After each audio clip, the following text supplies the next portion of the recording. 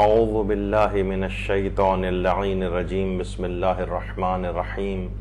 الحمد للہ وکفا وسلام علی عبادہ الذین اصطفیٰ اللہم صل علی محمد وآل محمد۔ سورہ مبارک انعام، اس کا تعارف، اس کے حیرت انگیز فضائل و برکات پر انشاءاللہ آج گفتگو ہوگی۔ دیکھیے، سورہ انعام وہ سورہ ہے کہ جو پورا ایک ساتھ پیغمبر اسلام پر نازل ہوا ہے، کیونکہ دیکھیے بہت سارے سورہ اس طرح سے نازل ہوئے ہیں کہ وہ مختلف اوقات میں، مختلف دنوں میں، مختلف زبانوں میں نازل ہوئے ہیں، بہت سے سورے اس طرح کے بھی، لیکن سورہ انعام ان سوروں میں سے ہے کہ جو دفعتاً ایک ساتھ پیغمبر اسلام پر نازل ہوئے،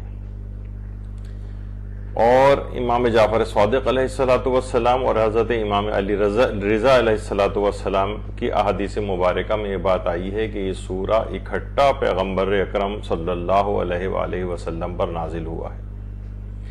اچھا، پہلے ایک چیز کی تھوڑی سی کریکشن کر دی جائے، وہ یہ ہے کہ لوگ اسے سورہ انعام پڑھتے ہیں، جبکہ یہ ہے سورہ انعام، یہ زیر کے ساتھ نہیں ہے بلکہ یہ زبر کے ساتھ ہے،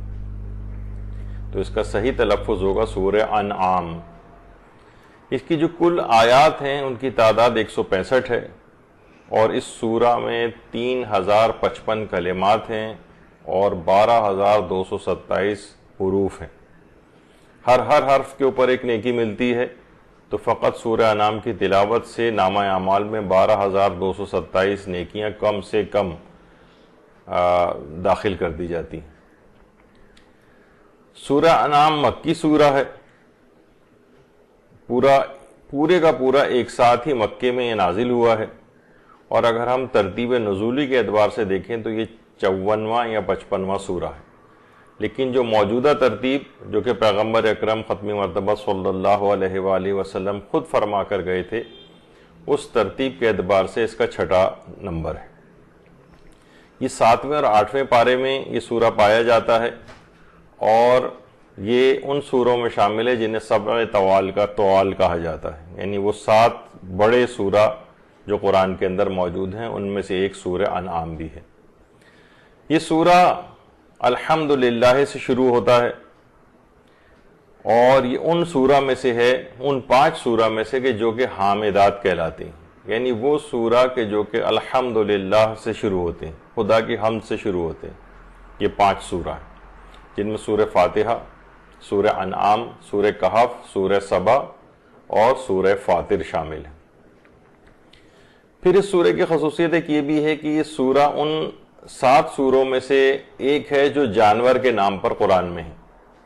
جیسے سورہ بقرہ گائے کا سورہ، سورہ انعام اس کا بھی وجہ تسمیہ بیان ہوگی کہ انعام کیوں کہا گیا ہے اس کو، سورہ نحل شہد کی مکھی والا سورہ، سورہ نمل چیونٹی والا سورہ، عنکبوت مکڑی والا سورہ، والعادیات گھوڑے والا سورہ، اور سورہ فیل ہاتھی والا سورہ، یعنی یہ جو 7 سورہ ہیں کہ جو کہ جانور کے نام پر ہیں، اور اس میں اس لحاظ سے یہ دوسرے سوروں سے ممتاز کرنے کے لیے، یعنی یہ بات یاد رہے جیسے کہ ہم نے پچھلی نشستوں میں بات عرض کی ہے کہ سورے کا نام رکھے جانے کا مقصد یہ نہیں ہے کہ وہ سورہ پورا اسی نام کے اوپر فوکس کیا ہوا ہے، بلکہ یہ اس اعتبار سے ہے کہ یہ دیگر سوروں سے ممتاز کرنے کے لیے، ذرا ڈیفرینشیٹ کرنے کے لیے اس لحاظ سے اس کے نام رکھے گئے ہیں، جن کا کچھ تذکرہ اسی کے اندر موجود ہے اس سورہ میں، لیکن یہ نہیں کہ یہ پورے کا پورا سورہ انہی ناموں کے گرد گھوم رہا ہے، ایسا نہیں۔ تو یہ ان 7 سورہ میں سے ہے جو جانوروں کے نام پر ہے، اور اس کی وجہ تسمیہ کیا ہے؟ دیکھیے، اس سورہ کی 136ویں آیت میں بعض حیوانات کے حلال و حرام ہونے کا بیان کیا گیا ہے، انہیں انعام کہا جاتا ہے، یعنی مویشیوں کو انعام کہا جاتا ہے، چوپاؤں کو انعام کہا جاتا ہے، یعنی یہ جو لفظ انعام ہے یہ اسی سورہ کے اندر 6 مرتبہ ریپیٹ ہوا ہے، یعنی 6 مرتبہ لفظ انعام اس کے اندر آیا ہے۔ بہت ہی عظیم، بہت بزرگ اور عظیم سورہ ہے، ہمارے چھٹے امام امام جعفر صادق علیہ الصلوۃ والسلام یہ بات ارشاد فرماتے ہیں کہ جب یہ سورہ پیغمبر اکرم صلی اللہ علیہ وآلہ وسلم پر نازل ہوا تھا تو 70,000 فرشتے اس پر نگران تھے، پھر یہ رسول اکرم پر نازل ہوا ہے۔ لہٰذا امام فرماتے ہیں کہ لہٰذا اسے بہت بزرگ سورہ سمجھو، اس کی تکریم کرو، اور اگر لوگوں کو پتہ چل جائے کہ اس سورہ میں کیا ہے تو وہ کبھی اس سورہ کو ترک نہ کرے۔ بے پناہ فضائل کا حامل یہ سورہ ہے، اس کے بے پناہ خواص ہیں۔ ہمارے 8ویں امام امام علی رضا علیہ الصلوۃ والسلام یہ بات ارشاد فرماتے ہیں کہ جب یہ سورہ پیغمبر اکرم پر نازل ہوا تو 70,000 فرشتے اس کے نگہبان تھے، یعنی وہی تقریباً الفاظ ہیں جو ہمارے چھٹے امام کی حدیث میں ہیں۔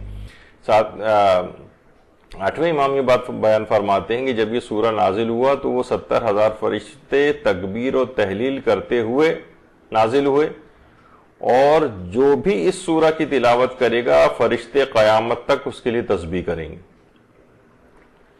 اس سورہ کی اہم خصوصیت ایک یہ بھی ہے کہ یہ جہنم کی آگ سے بچانے والا ہے۔ تمام تفاسیر میں یہ بات آئی ہے، اور حضرت ابن عباس سے یہ روایت نقل ہوئی ہے کہ جو شخص بھی ہر رات سورہ انعام کی تلاوت کرے تو قیامت کے دن وہ شخص امن میں ہوگا اور اپنی آنکھوں سے کبھی یہ جہنم کو نہ دیکھے گا۔ جہنم کی اس کو پتہ ہی نہیں چلے گا کہ جہنم کی آگ ہے کیا، یہ کبھی اپنی آنکھوں سے جہنم نہیں دیکھے گا اگر ہر رات سورہ انعام کی تلاوت کرے۔ تو اتنا بڑا فائدہ اگر لینا ہے اور تھوڑا وقت اس کے اوپر اگر کوئی اتنی ہمت والا ہو جو کہ لگا دے، اور کیونکہ ہمارے دیکھیے روحانیت اتنی کمزور اور کمتر ہو چکی ہے کہ ہمیں چیزیں بہت مشکل اور بہت ہی ایسا لگتا ہے گویا ناممکن ہو۔ تو چلیں، یہ نہیں اگر ہر رات ممکن نہیں ہے تو ہفتے میں ایک رات کر لیں، مہینے میں ایک رات کر لیں، لیکن کم سے کم کچھ بلند ہمت دینی امور کے اندر بننا پڑے گا۔ تو جہنم کی آگ کو کبھی اپنی آنکھوں سے دیکھے گا ہی نہیں جو ہر رات سورہ انعام کی تلاوت کرے گا۔ اچھا، اس لحاظ سے دوسری خصوصیت اس کی یہ ہے کہ یہ خیر و برکت والا بہت سورہ ہے اور امراض سے حفاظت والا سورہ۔ تفسیر برہان میں حضرت امام جعفر صادق علیہ السلام ارشاد فرماتے ہیں کہ جو شخص بھی سورہ انعام کو مشک اور زعفران سے لکھے گا اور 6 دن تک متواتر پھر اس کا پانی پیے، یعنی مشک و زعفران سے لکھے اس کو اور 6 روز تک متواتر اس کا پانی پیے، تو خدا اس کو خیر کثیر عطا فرمائے گا اور ہر درد اور مرض سے اس کو امان ملے گی۔ تو دیکھیے بہت ساری چیزیں ایسی ہیں نا، جیسے ہمارے ہاں ویکسینیشنز ہوتی ہیں کہ جناب ویکسین اگر لگ گئی ہے تو اب اس مرض سے جو ہے بچاؤ ہو جاتا ہے۔ تو اسی طرح سے یہ روحانی امراض کے اعتبار سے ویکسین، اور یہ کہ جو ان سورہ کے اندر بھی یہی والی خاصیت پائی جاتی ہے۔ حیرت ہے کہ بہت سارے لوگ جو اس کے اوپر اعتراض کرتے ہیں وہ یہود و نصارہ کی بنائے ہوئے ادویات وغیرہ پہ تو اس قدر بھروسہ کرتے ہیں کہ جی ہاں یہ اس مرض کو بچا لے گا، لیکن جب کہتے ہیں قرآن کی سورہ تو فوراً شکوک و شبہات اور اپنی جو ہے مختلف موجگافیاں اس میں لے کر آ جاتے ہیں کہ کیسے ممکن ہے۔ تو بہرحال ہر درد اور ہر مرض سے اس میں امان ملے گی۔ جو شخص بھی سورہ انعام کو مشک و زعفران سے لکھ کر 6 دن تک متواتر اس کا پانی پیے، تو اس کو بھی کر کے دیکھنا چاہیے۔ اتنا وقت جو ہے بیماریوں کے علاجوں میں لگ جاتا ہے، اتنا وقت اور پیسہ اس کے اوپر لگ جاتا ہے، تو تھوڑا سا وقت اس کے اوپر بھی لگا دینا چاہیے اور اس کو ٹرائی کر کے دیکھنا چاہیے۔ ٹرائی تو نہیں یہ کہا جائے گا، تو شکوک و شبہات والی بات ہوگی۔ انسان پر یقین انداز میں ان عملیات کو کرے تو پھر ان کی اثر پذیری کو مشاہدہ کر سکتا۔ اچھا، بعض اوقات یہ ہوتا ہے کہ ہم ایک مشکل کو اگر حل کروائیں تو اس کے لیے الگ الگ عملیات ہیں۔ بہت سی مشکلات ایسی ہیں کہ جو سورہ انعام کے ذریعے ایک ساتھ تمام مشکلات بھی دفع ہو سکتی ہیں۔ جو تفسیر اطیب البیان ہے اور بحار الانوار کے اندر بھی یہ بات آئی ہے کہ ہمارے چھٹے امام امام جعفر صادق علیہ الصلوۃ والسلام یہ بات ارشاد فرماتے ہیں کہ جو ہر ماہ کی پہلی شب کو، ہر قمری ماہ کی پہلی شب 2 رکعت نماز پڑھے اور ہر رکعت میں الحمد کے بعد سورہ انعام کی تلاوت کرے، تو پھر وہ خدا کے حضور جو بھی درخواست کرے گا، یعنی اپنی جو درخواست ہے وہ خدا کے حضور پیش کرے، تو اسے ہر درد سے اور خوف سے نجات عطا ہوگی اور خدا اسے پریشان کرنے والی ہر مشکل سے نجات عطا کرے گا، ہر مشکل سے۔ یعنی بجائے اس کے کہ ہم ایک بہت سی مشکلات کو اپنے لیے اس کے لیے الگ الگ اعمال انجام دیتے ہیں، امام فرماتے ہیں ہر مہینے کی پہلی جو شب ہوگی اس میں 2 رکعت نماز پڑھے، ہر رکعت میں الحمد کے بعد سورہ انعام، پھر خدا سے جو بھی اپنی دعائیں سے کرنی ہے وہ کرے، خدا اسے ہر درد اور خوف سے نجات عطا کرے گا اور ہر پریشان کرنے والی مشکل سے بھی اس کو نجات عطا کرے گا۔ تو یہ بہت اہم اس لحاظ سے سورہ ہے، ایک ساتھ تمام مشکلات اس سے حل کی جا سکتی ہیں۔ اسی طرح سے وسعت رزق اور حاجات کی قبولیت کے لیے بھی یہ بہت ہی مجرب سورہ ہے۔ جو کتاب ہے منتخب ختوم، اس میں یہ بات آئی ہے کہ جو چاہتا ہے اس بات کو کہ اس کا رزق بہت زیادہ وسیع ہو جائے اور اس کی حاجات ساری پوری ہوں، تو وہ یا تو شب جمعہ یا روز جمعہ قبلہ رخ بیٹھ جائے اور سورہ الحمد کے بعد سورہ انعام کی آیت 123 تک پڑھے، بلکہ 124 تک بھی پڑھ لے، یعنی شب جمعہ یا روز جمعہ قبلہ رخ بیٹھ کر پہلے سورہ الحمد پڑھے، پھر سورہ انعام پڑھتے پڑھتے پڑھتے یہاں تک کہ اس کی آیت نمبر 124 آ جائے، وہاں تک پڑھ لے، پھر اس کے بعد 2 رکعت نماز پڑھے، اور 2 رکعت نماز ختم کرنے کے بعد اسی سورہ انعام کی جو 124ویں آیت تک پڑھا تھا یہاں سے پھر پڑھنا شروع کرے اور آخر سورہ تک پڑھے، اور پھر اس کے بعد نماز ختم کرے۔ نماز تو پہلے ختم کر چکا ہے، یعنی یہ جب سورہ ختم کرے تو پھر سجدے میں سر رکھ کر 70 مرتبہ لا الہ الا اللہ محمد الرسول اللہ پڑھے، پھر جو چاہے حاجت مانگے وہ حاجت ضرور اس کی قبول ہوگی، جو چاہے۔ یعنی یہ واقعی اس طرح کا ہے کہ کوئی بہت ناممکن قسم کی حاجات آ جاتی ہیں جو بظاہر ہمیں ناممکن لگ رہی ہوتی ہیں یا بہت ہی اہم ہوتی ہیں ہماری زندگی میں، تو اس قسم کے اعمال اس میں انجام دے کر ان کے اندر ان میں آسانی پیدا کرنی چاہیے ان حاجات کو قبول کروانے کے لیے۔ یعنی شب جمعہ یا روز جمعہ قبلہ رخ بیٹھنا ہے، سورہ الحمد پڑھنی ہے، اس کے بعد سورہ انعام پڑھتے پڑھتے آیت 124 تک آئیں، پھر اس کے بعد 2 رکعت نماز پڑھیں اور پھر 124ویں آیت سے پھر شروع کریں اور آخر سورہ تک پڑھیں، پھر سجدے میں جا کر 70 مرتبہ لا الہ الا اللہ محمد الرسول اللہ کہیں، اور جو بھی آپ کی وہ اہم ترین حاجت یا حاجات ہیں وہ آپ مانگیں، انشاءاللہ وہ ضرور بالضرور قبول ہو جائیں گی۔ تو یہ وسعت رزق کے حوالے سے بھی ہے اور یہ حاجات کی قبولیت کے اعتبار سے بھی ہے۔ دیکھیے اس قدر یہ اہم بات ہے کہ ہمارے مملکت اسلامی ایران میں مجالس ختم سورہ انعام کا یہ عمل کہ بہت زیادہ وہاں پر رائج ہے، لوگ وہاں پر جمع ہو کر سورہ انعام کی تلاوت کرتے ہیں اپنی حاجات کے لیے۔ یعنی ایک تو ہے کہ انسان اکیلے گھر میں پڑھے، وہاں پر باقاعدہ اس کی اجتماعی مجالس منعقد کی جاتی ہیں اور وہ ختم جمعی سورہ انعام، یعنی سب لوگ مل کر وہاں پر اس سورہ انعام کو پڑھتے ہیں۔ خواتین وہاں پر اس کے لیے الگ اس کا اہتمام کرتی ہیں، سب خواتین جمع ہوتی ہیں کہ سورہ انعام کا ختم ہے، سب اپنی اپنی حاجات جو ہے وہاں پر آ کر سورہ انعام کے اسی نیت سے پڑھی جاتی ہے کہ ہماری وہ حاجات پوری ہو جائیں۔ یہ ایران میں بہت زیادہ رائج ہے اور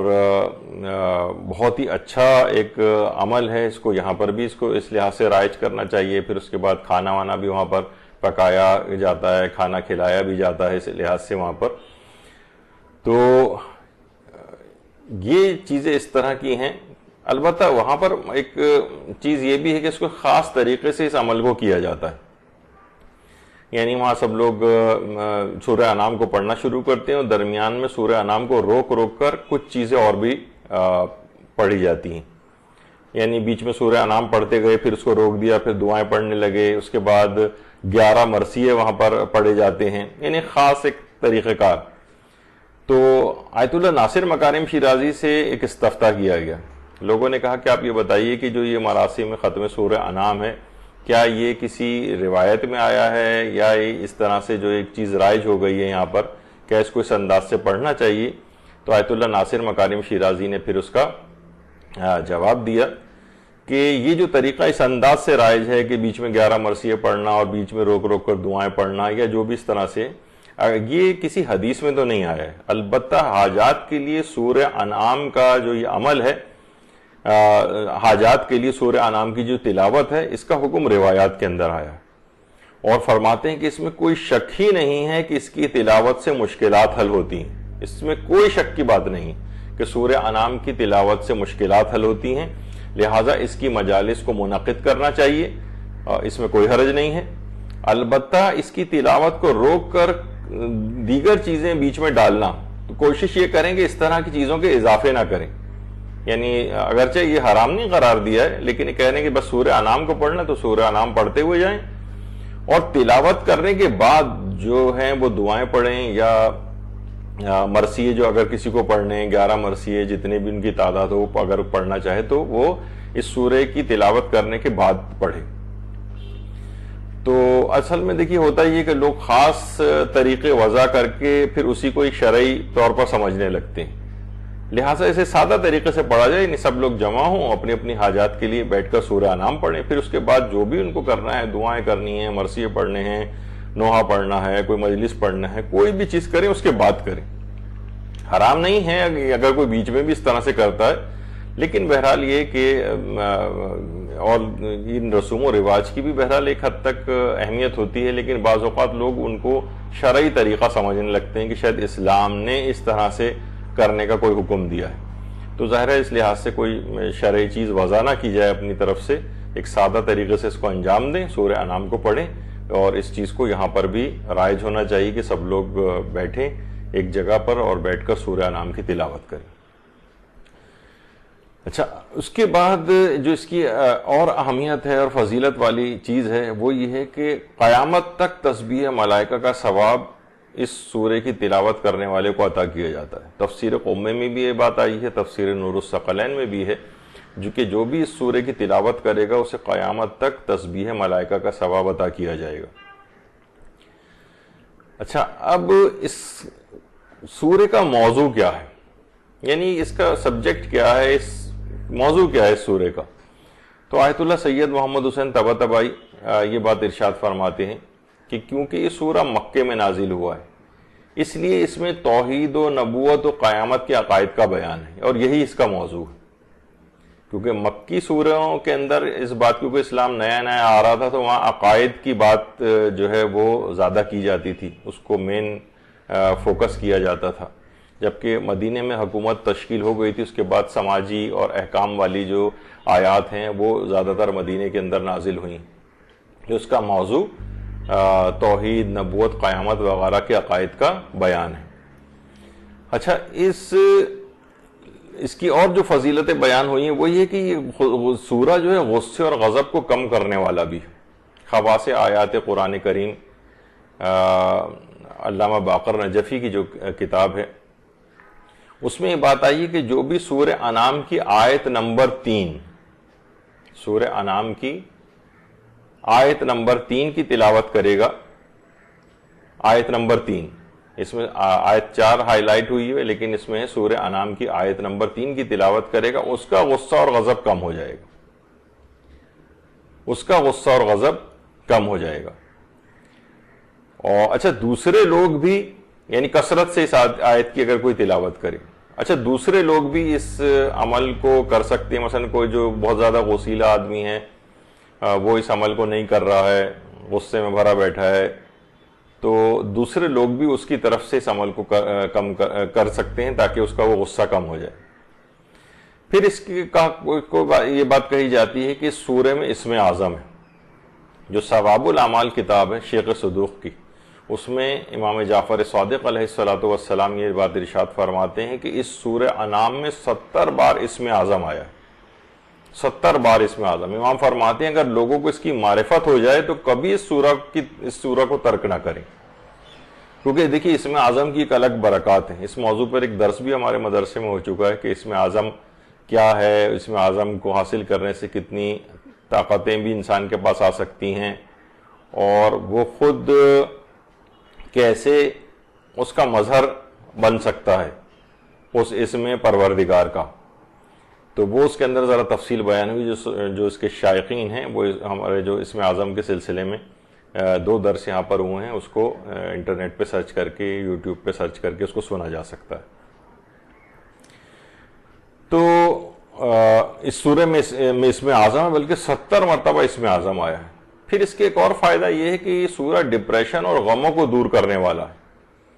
جو کتاب ہے وہی خواص آیات قرآن کریم، اس میں بات بیان ہوئی ہے کہ جو بھی شخص سورہ انعام کی آیت نمبر 17 اور آیت نمبر 17 اور 18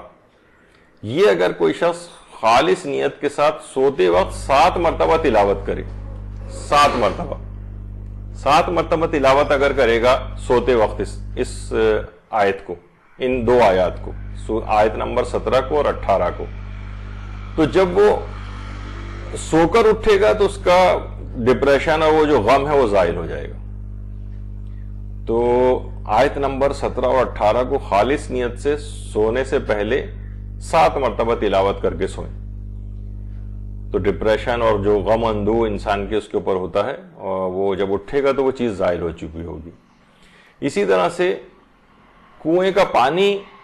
یہاں پر بہت زیادہ پانی کی بھی کمی ہوتی ہے، لوگ بورنگ وغیرہ کرتے ہیں، اور تو کچھ عرصے میں کیونکہ ہر جگہ ہر گھر بورنگ کروا رہا ہے تو سطح جو پانی کی ہے وہ زمین میں کم ہونے لگتی ہے، مزید پھر اور گہرائی میں کھدوانی پڑتی ہے۔ تو کنویں کا پانی زیادہ اور بابرکت کرنے والا سورہ ہے، یعنی اگر کوئی کسی جگہ پانی کم ہو کسی کنویں میں تو کاغذ پر سورہ انعام کی آیت نمبر 99، یہ اگر کاغذ کے اوپر یہ والی آیت لکھی جائے، آیت نمبر 99، وہی خدا وہ ہے کہ جس نے آسمان سے پانی نازل کیا ہے، پھر ہم نے ہر شے کے یہاں سے لے کر اور پوری آخر تک آیت نمبر 99، کیونکہ بہت تفصیلی آیات میں سے یہ ہے تو وقت اتنا نہیں ہے ہمارے پاس۔ بہرحال سورہ انعام کی آیت نمبر 99 اسے لکھ کر کنویں میں ڈال دیا جائے یا اس تک کسی بھی طور پر اس میں پہنچا دیا جائے تو اس کا پانی زیادہ ہو جائے گا۔ بلکہ یہ اگر اس کا پانی جو ہے یہ کسی سورہ انعام زعفران سے لکھیں، کسی بھی چیز سے لکھیں، اس کو دھو کر پھر اس کا پانی یہ اگر کسی درخت کو دیا جائے تو اس کا میوہ اور پھل بھی درخت کا زیادہ ہو جاتا ہے۔ تو اگر یہ اس کا پانی کسی درخت کو دیا جائے اور کنویں میں اگر اس کو ڈالا جائے گا تو کنویں کا پانی بڑھ جائے گا۔ اچھا، کنویں کا پانی کے لیے ایک عمل اور بھی ہے، اس میں یہ کہ پانی اکثر کھارا نکلتا ہے، یہ بیچ میں یہ بات آ گئی ہے تو اس وجہ سے اس کو بھی بیان کیا جا رہا ہے کہ یہ جو کتاب خواص آیات قرآن کریم ہے، اگر کنویں کی کھدائی کے وقت سورہ صاد کی ابتدائی 3 آیات اور آیت نمبر 42 تلاوت کر دی جائے اس موقع پر تو انشاءاللہ اس کا کنویں کا پانی میٹھا ہوگا، وہ جو بورنگ کرا رہے ہیں اس کا پانی میٹھا ہوگا۔ تو یہ جو اس سے پہلے سورہ انعام کی جو آیات تھی آیت نمبر 99 اس سے پانی زیادہ ہوگا، اور اگر کوئی چاہے کہ پانی میٹھا ہو تو سورہ صاد کی ابتدائی 3 آیات اور آیت نمبر 42 کی اس موقع پر تلاوت کی جائے۔ تو دیکھیے یہ تمام چیزیں ایسی ہیں جو کہ قرآن اگر سے کتاب ہدایت ہے، ہدایت کی تمام باتیں تو بدرجہ اولیٰ اس کتاب سے لینی اور اپنی زندگیوں میں اس کتاب کو رائج کرنا ہے، اس کے جو مندرجات ہیں اس کے اوپر عمل کرنا ہے، لیکن ہماری جو دنیاوی زندگی اس میں بھی یہ قرآن آسانیاں پیدا کرتا ہے۔ اسی طرح سے ایک عمل بتایا جاتا ہے وہ ہے ظن سرکش کو مدی کرنے میں مددگار سورہ، یعنی جو سورہ انعام ہے۔ یعنی بہت سی خواتین ایسی ہیں جو کسی صورت یعنی بہت سرکشی پہ آمادہ ہوتی ہیں، ہر بات میں شوہر کی مخالفت، ہر وقت لڑائی جھگڑا کہ آدمی واقعتاً پریشان ہو جاتا ہے۔ اچھا، اس کے مقابلے میں بہت سے شوہر بھی اسی طرح سے ہوتے ہیں کہ وہ پرابلم کر رہے ہوتے ہیں، اور بعض اوقات شوہر و بیوی دونوں ہی اس طرح کے ہوتے ہیں۔ تو بہرحال خواص آیات قرآن کریم کے اندر یہ بات بھی آئی ہے کہ اگر بیوی سرکش و نافرمان ہو، یا اس کو اگر الٹا بھی کر لیں کہ شوہر اگر بہت زیادہ جو ہے وہ درست مزاج کا ہو، ہر وقت ہر بات میں جو ہے وہ یعنی گھر کے اندر فساد دنگا جو ہے برپا کیا جا رہا ہے، تو اس کی آیت نمبر 142 کو اگر نان پر لکھ کر اس کو کھلا دی جائے تو وہ عورت خواہ کتنی ہی سرکش و نافرمان کیوں نہ ہو، اس کی سرکشی دور ہو جائے گی اور وہ فرما بردار ہو جائے گی۔ اور مردوں کے لحاظ سے بھی یہ ہے کہ وہ جو درست مزاجی اس کی ہو رہی ہے اب یہ تو نہیں کہا جائے گا کہ وہ مرد جو ہے وہ عورت کا جو ہے وہ فرما بردار ہو جائے اور جو ہے بالکل ہی اس لحاظ سے ہو جائے کہ زن مرید جس کو کہا جائے، یعنی اس کے بھی خلاف ہو جائے گا۔ ہر شخص کو اپنی نفسیات اور اس کے مطابق جو ہے اس کو زیب دیتی ہیں باتیں، لیکن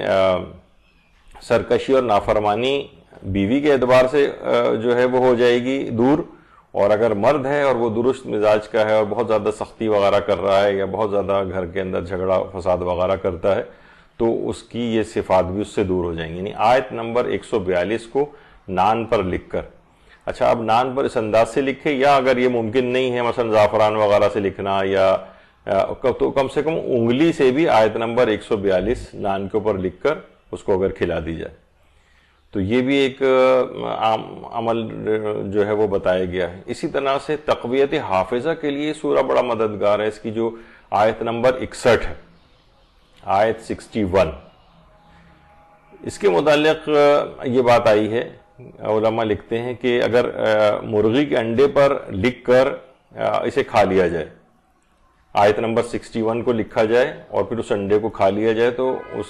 اس کا حافظہ بہت قوی ہو جاتا ہے۔ یہ بات بہت مجرب ہے۔ اسی طرح سے جھگڑے اور اختلافات کو دور کروانے والا یہ سورہ ہے، صلح صفائی کروانے والا ہے۔ اس کی جو آیت نمبر 115 ہے، آیت نمبر 115، اچھا اس کو اگر 3 مرتبہ پڑھ کر کسی ایسے شخص پہ پھونک مار دی جائے جس سے صلح و صفائی مقصود ہے تو وہ شخص صلح پر آمادہ ہو جاتا ہے، بلکہ یہاں تک ملتا ہے کہ وہ معافی تک آپ سے مانگ لے گا۔ اس کی سورہ انعام کی آیت نمبر 115، اس کو 3 مرتبہ پڑھ کر کسی ایسے شخص پر پھونک مار دی جائے جس سے آپ کی صلح صفائی کرنا مقصود ہے، جھگڑا ہو گیا ہے اس سے، لڑائی ہو گئی ہے اس سے، اور آپ چاہتے ہیں کہ اس سے صلح و صفائی ہو جائے، تو صلح و صفائی کے اوپر یہ آمادہ کروانے والا سورہ ہے۔ نہ صرف یہ کہ وہ شخص جو کہ ابھی تک بالکل اکڑا اکڑا پھر رہا تھا آپ سے، نہ صرف یہ کہ وہ صلح پر آمادہ ہو جائے گا بلکہ ممکن ہے کہ معافی بھی مانگ لے۔ تو یہ اس کے دیکھیے اس کی جو الگ الگ آیات کے جو خصوصیات ہیں، ظاہر ہے جب پورا ہی سورہ پڑھیں گے تو ان تمام آیات کے بھی فوائد اس کے اندر آ جائیں گے، لیکن الگ سے بھی اگر پورا بھی سورہ نہ پڑھیں تو الگ الگ حاجات کے لیے اس کی مختلف قسم کی آیات سے بھی استفادہ کیا جا سکتا ہے۔ اچھا اس سورے کی جو مشہور ترین آیات ہیں ان میں سے ایک سب سے مشہور آیت مفاتیح الغیب ہے، جو آیت نمبر 59 ہے۔ یہ بہت مشہور آیت ہے، بڑی بہترین آیت ہے۔ وَعِندَهُ مَفَاتِحُ الْغَيْبِ لَا يَعْلَمُهَا إِلَّا هُوَ، اور یہاں سے لے کر الا فی کتاب مبین تک۔ تو یہ بہت ہی اہم آیت ہے، اور اتنی اہم ہے کہ اسی کے نام سے علامہ مجلسی نے آداب استخارہ کے موضوع کے اوپر ایک کتاب بھی لکھی تھی جس کا نام بھی مفاتیح الغیب رکھا تھا۔ اس کے علاوہ جو تفسیر کبیر ہے علامہ فخر الدین رازی کی، امام فخر الدین رازی کی، اس کو بھی مفاتیح الغیب کہا جاتا ہے۔ یعنی اس آیت کے عنوان کے لحاظ سے علماء نے الگ الگ کتابیں بھی لکھی ہیں، شیعہ و سنی دونوں علماء نے۔ اور یہ وہ آیت ہے کہ جو کہ نماز غفیلہ کی جو دوسری رکعت میں سورہ الحمد کے بعد پڑھی جاتی ہے، نماز غفیلہ میں۔ دیکھیے ایک تو یہ جو آیت 59 ہے یہ نماز غفیلہ کی جو مغرب و عشاء کے درمیان پڑھی جاتی ہے اس کی دوسری رکعت میں الحمد کے بعد پڑھی جاتی ہے۔ یعنی اتنی اہم آیت ہے یہ آیت مفاتیح الغیب۔ اچھا مفاتیح الغیب، مفاتیح الغیب نہیں جس طرح مفاتیح الجنان، نہیں، یہ ہے مفاتیح الغیب، مفاتیح الغیب۔ اس کے معنی کیا ہے؟ دیکھیے مفاتیح یہ مفتاح یا مفتاح کی یعنی زیر ہو یا زبر کے ساتھ ہو، یہ اس کی جمع ہے مفاتیح۔ مفتاح کی جمع اگر اس کو پڑھیں تو بھی مفاتیح ہوگا، یا مفتاح کی جمع جو ہے پڑھی جائے تب بھی یہ مفاتیح ہوگا۔ تو اس کے معنی غیب کی چابیاں یا غیب کا خزانہ ہے۔ دیکھیے عربی قواعد کی روح سے مفاتح جو ہے یہ مفتاح کی جمع بھی ہو سکتا ہے اور مفتاح کی جمع بھی ہو سکتا ہے، یعنی زیر و زبر دونوں کے ساتھ ممکن ہے. تو اس کے معنی غیب کی چابیاں بھی ہو سکتی ہیں اور غیب کے خزانے بھی ہو سکتے ہیں. بعض مفسرین نے کہا کہ دیکھیے چابی سے کیونکہ خزانے تک پہنچا جاتا ہے، تو اس پہ علماء نے اعتراض کیا ہے کہ ایسا نہیں، علم غیب کے اوپر کوئی قفل یا تالا یا لاک نہیں لگا ہوا ہے کہ اللہ اسے چابیوں کے ذریعے کھولتا ہو. یہاں جو یہ کلمہ ہے اگر اس سے مراد چابیاں بھی ہو تو یہ بطور استعارہ کے استعمال ہوا ہے، ورنہ یہ بات لازم آئے گی کہ اللہ کو جو علم ہے وہ بالفعل حاصل نہیں ہے، بالقوہ ہے، یعنی اس کو چابیوں کے ذریعے جو ہے اس کو کھولنا پڑتا ہے. جبکہ اللہ کے لیے جتنے بھی غائب ہیں وہ سب حاضر کی مانند ہیں. اللہ کے لیے جتنے بھی غائب ہیں وہ سب حاضر کی مانند ہیں. اللہ کے لیے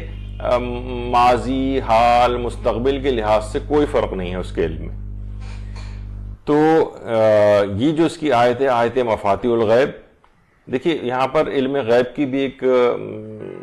گفتگو آتی ہے کہ دیکھیے جو غیبی علوم ہیں ان کی جو ہے وہ دو اقسام ہیں غیبی علوم کی. ایک تو وہ غیبی علوم ہیں جو عالم شہود میں آ سکتے ہیں، یعنی غیب سے شہود میں آ سکتے ہیں، یعنی جس سے پہلے غیب تھے لیکن بعد میں دیکھیے بہت سارے وہ چیزیں ہوتی ہیں کہ نئی نئی دریافتیں ہو رہی ہیں، نئی نئی سمندری مخلوقات کا پتہ چل رہا ہے، سمندری حیات کا نیا پتہ چل رہا ہے، زمین کی تہوں میں راز جو پہلے غیب تھے وہ اب ڈسکور ہو رہے ہیں، نئی نئی ڈسکوریز ہو رہی ہیں، نئی نئی گیلیکسیز اور کہکشاؤں کا پتہ چل رہا ہے، بیماریوں کے نئے نئے علاج دریافت ہو رہے ہیں. یہ سب پہلے کیا تھے؟ غیب تھے. لیکن ایسے غیب تھے کہ ان کا شہود میں آنا ممکن ہے اور یہ شہود میں آ جاتے ہیں، یعنی یہ پہلے چیز غیب تھی، یہ بعد میں ظاہر ہو جاتی. ایک تو غیبی علوم وہ ہیں، اور دوسرے غیبی علوم وہ ہیں جو عالم شہود میں نہیں آ سکتے. یہ اللہ کا لامحدود علم سے مربوط یہ علم ہے. یعنی دیکھیے ذات الہی کیونکہ لامحدود ہے تو اس کا علم بھی لامحدود ہے، اور عالم شہود میں جو بھی چیز آ جاتی ہے وہ خود محدود ہو جاتی ہے. تو اللہ کا علم لامحدود ہے، تو یہ دوسرا غیبی علوم وہ ہیں جو کبھی بھی عالم شہود میں نہیں آ سکتے. دیکھیے انسان فقط ان علوم کو حاصل کر سکتا ہے جو منصع شہود میں آ جائیں. جیسے کہ علامہ محمد حسین طباطبائی فرماتے تھے کہ مفاتیح الغیب سے مراد وہ الہی خزانے ہیں جو ان اشیاء پر مشتمل ہیں جو مقدرات کے قالب میں نہیں آتی. یعنی یہ وہ غیبی علم ہے جو ذات الہی کے علاوہ کسی اور کے پاس نہیں ہے. لا یعلمها الا هو، کوئی ان کو نہیں جانتا سوائے پروردگار عالم کے. یہاں پر ایک چیز اور بھی ایک چیز آتی ہے کہ رسول و ائمہ علیہم السلام کے پاس کون سا علم ہے. دیکھیے بے شمار غیب کی خبریں ہیں جو کہ ان معصومین علیہم السلام نے دی ہیں. پیغمبر اکرم ختم مرتبہ صلی اللہ علیہ وآلہ وسلم نے اور دیگر معصومین علیہم السلام نے، اللہ نے انہیں جتنا علم غیب چاہا وہ عطا کیا. کائنات میں، مخلوقات میں ان سے زیادہ علم غیب کسی کے پاس بھی نہیں. لیکن ان کے علم غیب حاصل کرنے کے ذرائع وحی کے ذریعے، کبھی فرشتہ ان کے پاس لے کر آتا ہے، کبھی ان کے دل قلوب کے اوپر القاء ہوتا ہے، اور جب تیسری چیز یہ بھی ہے کہ وہ جب چاہیں ایک معمولی التفات سے بھی علم غیب حاصل کر سکتے ہیں. دیکھیے واقعات کربلا کتنی جزیات کے ساتھ رسول و ائمہ نے پہلے سے بیان کر دیا تھا. یہ غیبی تو تھا، ابھی ایک چیز پیش ہی نہیں آئی، اتنی جزیات کے ساتھ بیان کر رہے ہیں. قیامت کے حالات پہلے سے کتنی تفصیل کے ساتھ جو ہے بیان ہوئے ہیں. پھر دماغ میں آتا ہے کہ پھر ان معصومین کے علم میں اور اللہ کے علم میں کیا فرق ہے. دیکھیے اللہ کا جو علم ہے وہ استقلالی ہے اور لامحدود ہے، اور ائمہ کو خدا نے جتنا چاہا ہے علم وہ عطا کیا ہے. جس طرح کہا جاتا ہے نا کہ لوح محفوظ، ایک ہے لوح محفوظ اور ایک ہے کہلاتی ہے لوح محو اثبات. لوح محفوظ تو بالکل جو لکھ دیا گیا اس پر، اور لوح محو اثبات یعنی اس میں چیز مٹائی بھی جاتی ہے، مقدرات اور لکھے بھی جاتے ہیں اس کے اندر. تو جو لوح محفوظ ہے اس میں کوئی تبدیلی ممکن نہیں ہوتی، یہ خدا کے علاوہ کوئی جانتا بھی نہیں لوح محفوظ میں جو لکھا ہوتا ہے. اور ایک ہوتی ہے لوح محو اثبات، یہ قابل تغیر بھی ہوتا ہے، یعنی تقدیرات ایسی ہیں جو قابل تغیر ہیں. اللہ نے اب جتنا بھی ان کو چاہا وہ عطا کیا ہے. ائمہ بھی جب چاہیں انہیں جتنا چاہیں علم غیب عطا ہو جاتا ہے، حتیٰ کہ وہ معمولی توجہ سے بھی چیزوں کو حاصل کر لیتے ہیں، بہت سے علوم کو. لیکن یہ بات ضروری نہیں ہے کہ معصومین ہمیشہ اپنے علم کا استعمال بھی کریں. دیکھیے جس طریقے سے ہم اپنے لحاظ سے تاکہ سمجھانے کے لیے بھی بات ہو جائے کہ جیسے ہمارے ہاتھ میں گھڑی ہوتی، ہم جب چاہیں اس گھڑی کو دیکھ کر ٹائم پتہ چلا سکتے ہیں، لیکن ہم ہر وقت اس گھڑی کو نہیں دیکھتے. اسی طریقے سے ائمہ معصومین حکم خدا کے تحت یا خود جان بوجھ کر بعض اوقات کسی چیز کا علم حاصل نہیں کرتے. مثلا علماء اس میں بیان فرماتے ہیں کہ جیسے شب ہجرت مولا کی فضیلت اسی بنا پر ہے کہ انہوں نے اس بات کا علم حاصل نہیں کیا کہ بستر رسول پر سونے کے بعد ان کی جان بچی رہے گی یا مشرکین مکہ ان کو قتل کر دیں گے، یا مشرکین ان کو قتل کر دیں گے. تو بہرحال اگر ان کو یہ بات معلوم ہوتی تو اس میں فضیلت کی بظاہر کوئی بات نہیں تھی. کسی بھی شخص کو مثلا اگر یہ بات یقینی ذریعے سے پتہ چل جائے کہ میں اگر سوؤں گا تو اس کو سونے سے مجھے کوئی نقصان نہیں پہنچے گا اور میں بالکل محفوظ ہوں گا، تو وہ کوئی دوسرا شخص بھی سو سکتا ہے. تو پھر شب ہجرت اس انداز میں سونے میں امیر المومنین کی بظاہر کوئی فضیلت نہیں محسوس ہو رہی. یعنی کبھی علم غیب کو کسی خاص معاملے میں حاصل کرنے پر پابندی ہوتی ہے، جبکہ اس بات کی صلاحیت ہوتی ہے کہ وہ علم حاصل کر سکے. مثلا علماء اس کی ایک مثال دیتے ہیں، مثلا کسی بہت امین شخص کو کوئی خط دے کر بھیجا جائے کہ بھئی اس خط کو آپ فلاں تک پہنچا دیجئے گا، تو وہ اگرچہ اس خط کو کھول کر پڑھ سکتا ہے اور علم حاصل کر سکتا ہے کہ اس خط کے اندر کیا لکھا ہے، لیکن کیونکہ حکم نہیں ہے اس لیے وہ اس علم کو حاصل نہیں کرتا. اگرچہ وہ خط کو کھول کے پڑھ سکتا ہے کہ اس میں کیا لکھا ہوا ہے، لیکن پھر بھی نہیں کرتا ہے. تو اسی طرح سے ممکن ہے کہ بعض دفعہ کسی کھانے میں مثلا زہر ملا ہوا ہو اور اس کا علم امام نے حاصل نہ کیا ہو، یا کسی خاص وقت اللہ کی طرف سے پابندی ہو، یا حکم خدا ہی یہ ہو کہ تمہیں اس کو تناول کرنا ہے. اور کبھی یہ بھی ہوتا ہے کہ کبھی اس علم کو حاصل کرنے پر پابندی ہوتی. یعنی یہ علم غیب معصوم کے ارادے سے مربوط ہوتا ہے، لیکن کیونکہ ان کا ارادہ خود اللہ کی مرضی کے اندر ڈھلا ہوا ہے، یعنی جب اجازت ہوتی ہے تو وہ اس ارادے کو استعمال کرتے ہیں، اور جب اجازت نہیں ہوتی تو وہ اس ارادے کو استعمال نہیں کرتے. تو علم غیب کی بڑی ٹپیکل اس طرح سے مختلف بحث آتی ہے. اور ایک بحث علماء میں ہماری یہ بھی ہے کہ معصومین کو علم غیب دیا گیا ہے یا غیب کی خبریں دی گئیں. یہ بھی کہا جاتا ہے کہ عالم الغیب یہ فقط پروردگار عالم کی ذات ہے، معصومین کو غیب کی خبریں پروردگار کی طرف سے دی گئیں. جو اس کائنات میں جتنی بھی مخلوقات پائی جاتی ہیں ان میں سب سے زیادہ جو غیب کی خبریں ہیں وہ انہی کے پاس ہیں.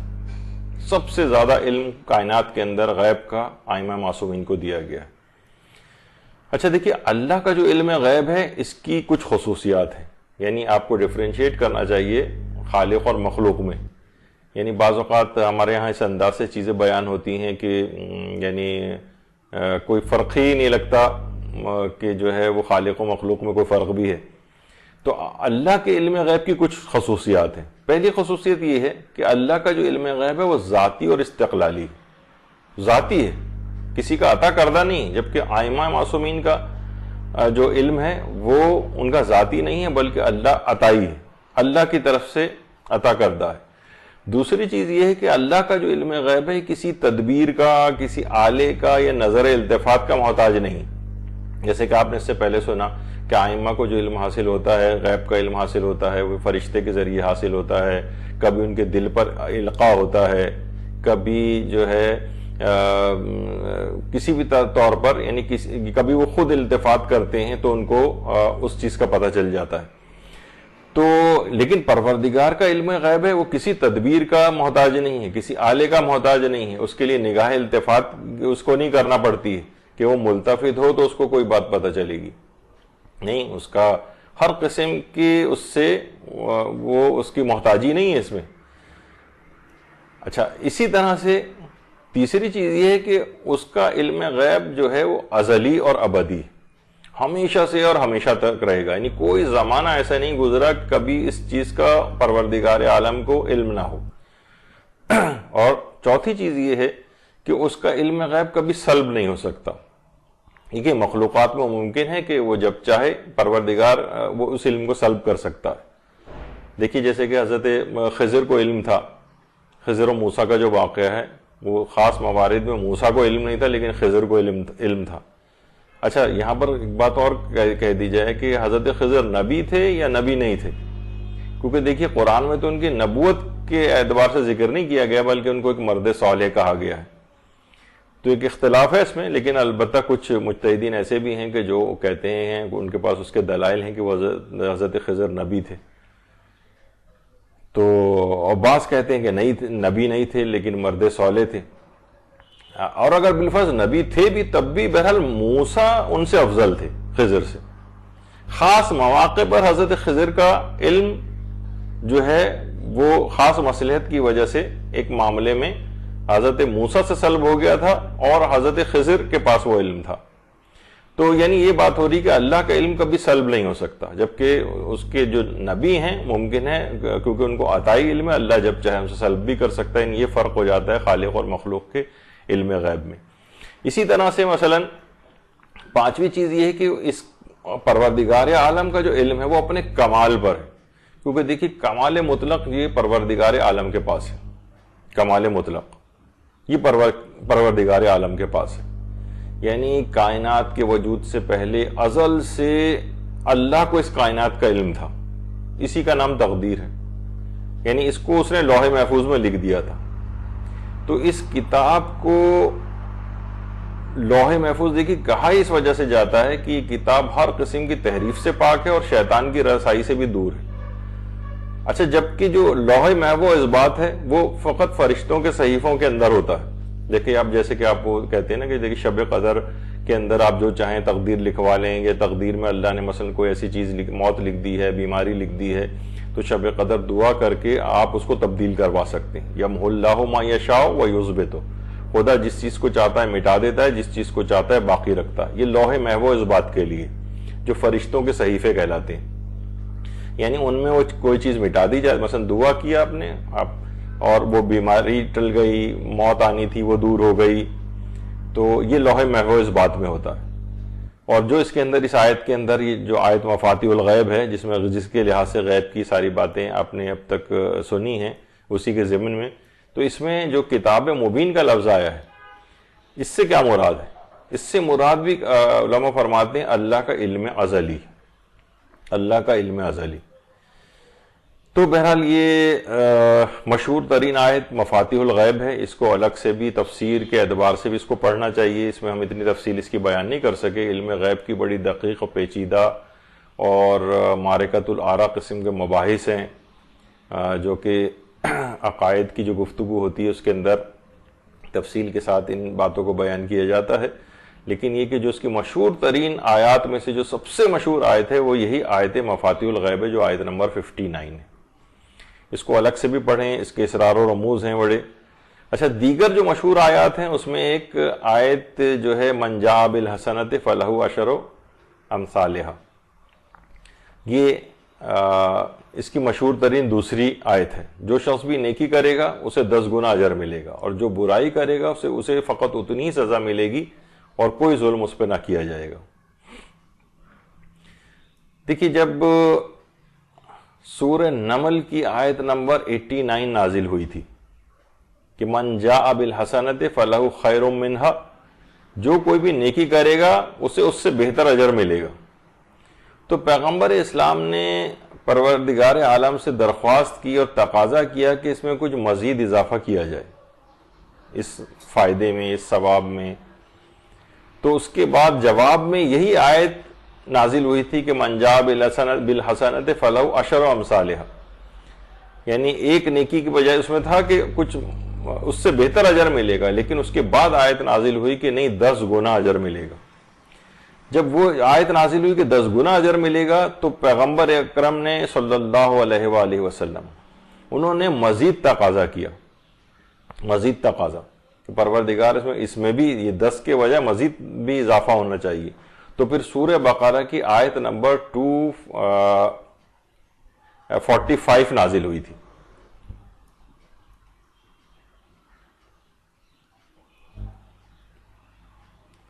تو پھر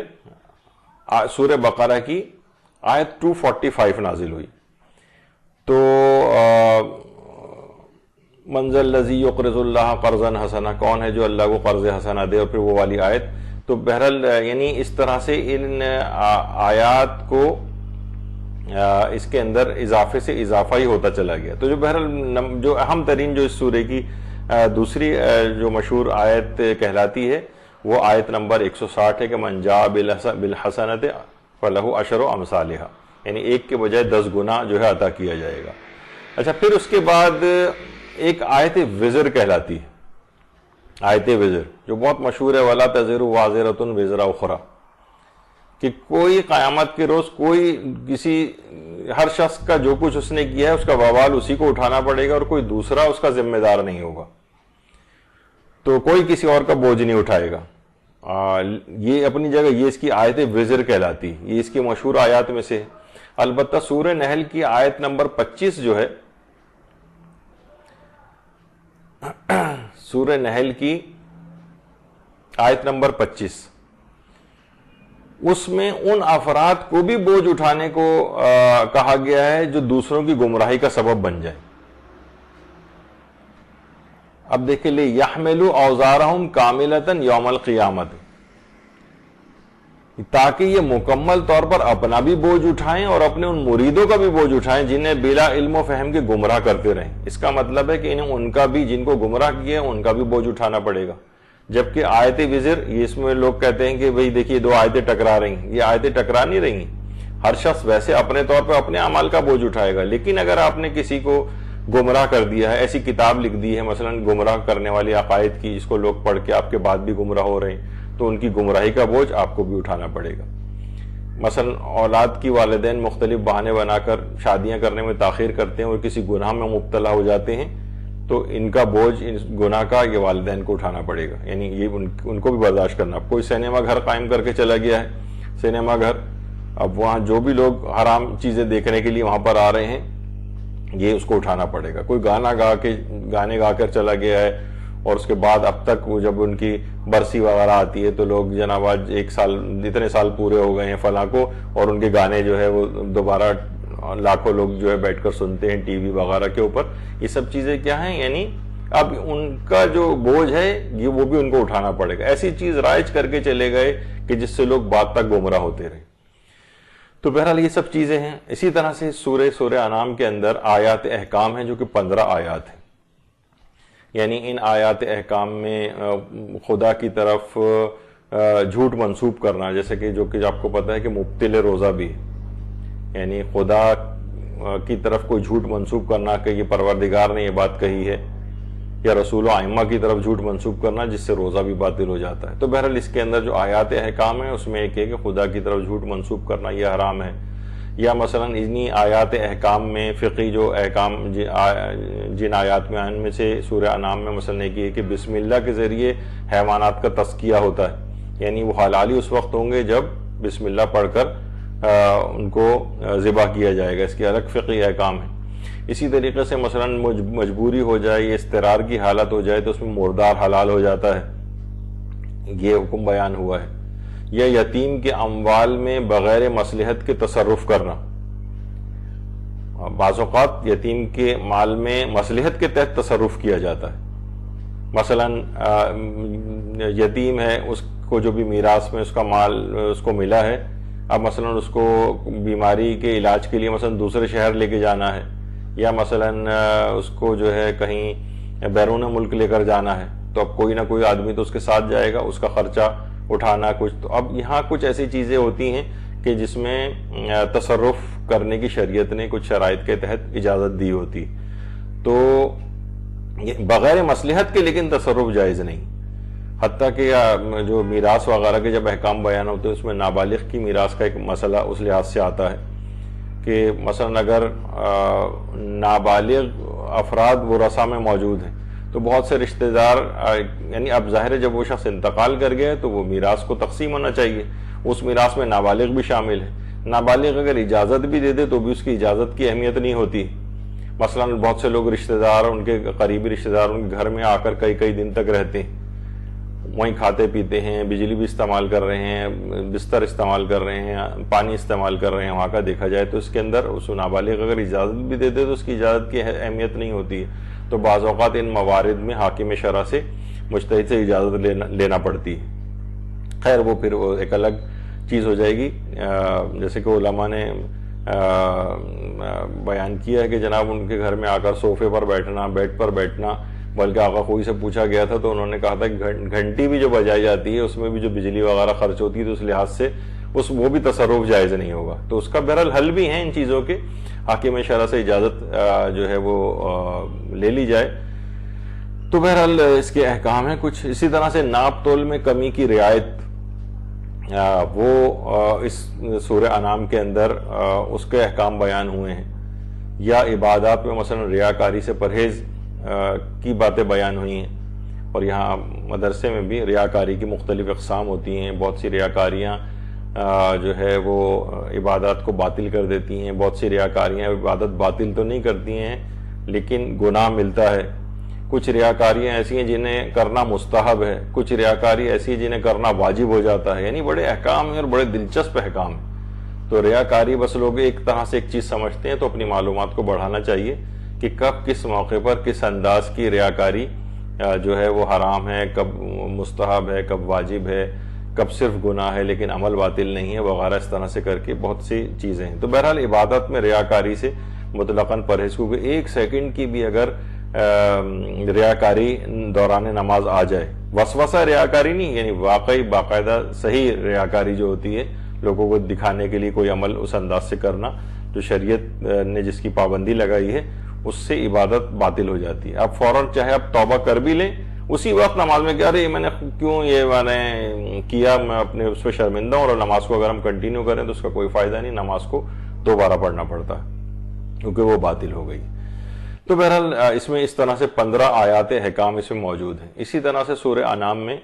کچھ تاریخی واقعات بھی ہیں، جن میں سے ایک اہم اور مشہور واقعہ وہی ہے حضرت ابراہیم اور حضرت آزر کی گفتگو. حضرت آزر کے دماغ میں رہے بات کہ حضرت آزر حضرت ابراہیم کے والد نہیں تھے بلکہ ان کے چچا تھے. مسلمانوں کے ساتھ دیگر مسلمان جو غیر شیعہ مسلمان بھائی ہیں ان سے ایک اختلاف یہ چلا آ رہا ہے. وہ کہتے ہیں کہ آزر جو تھے، کیونکہ اس کے اندر انہوں نے اپنے باپ کہہ کے مخاطب کیا تھا یا بتاؤ، تو بہرحال یہ کہ اس زمانے میں چچا کو بھی باپ کہا جاتا تھا، باپ کے طور پر. یعنی تو حضرت ابراہیم اور حضرت آزر جو ان کے چچا تھے، وہ ان کی گفتگو اسی سورہ انعام کے اندر گفتگو ذکر ہوئی ہے. تو بہرحال یہ اب کوئی اس سورے کو مکمل طور پر اس کو پڑھے، اس کا ترجمہ پڑھے، تفاسیر سے اس کو دیکھے، خاص طور پر آیت جو مفاتیح الغیب ہے اس کا الگ سے بھی، اس میں تو میں نے بہت ہی اجمالاً اور مختصراً ذکر کیا، لیکن اس کے عجائبات، اسرار وغیرہ کے اوپر اس کو غور و فکر کرے تو اس کو بہت سارے مفاہیم قرآن کے کھلتے چلے جائیں گے. اور یہ حقیقتاً اس کو پڑھنے میں، پھر ان سورہ کو پڑھنے میں ایک لطف اور مزہ بھی رہے گا. تو آپ نے دیکھا کہ اس کا جو تعارف تھا اس کے اعتبار سے اس میں حیرت انگیز فضائل، برکات سب اس سورہ کے اندر موجود تھے. دنیا اور آخرت کی ہر خیر اس سورہ کے ذریعے تمام مشکلات کو بھی انسان اپنے حل کر سکتا ہے اور اپنی اعتقادی بہت ساری چیزوں کو اور مشکلات کو بھی حل کر سکتا ہے. تو انشاءاللہ اس سورہ کے بعد جو اگلا سورہ ہوگا اس پہ ہماری آئندہ گفتگو ہوگی. جب تک کے لیے اجازت دیجیے. وصلی اللہ علی محمد وآلہ الطیبین الطاہرین. اللہم صل علی محمد وآل محمد وعجل فرجہم.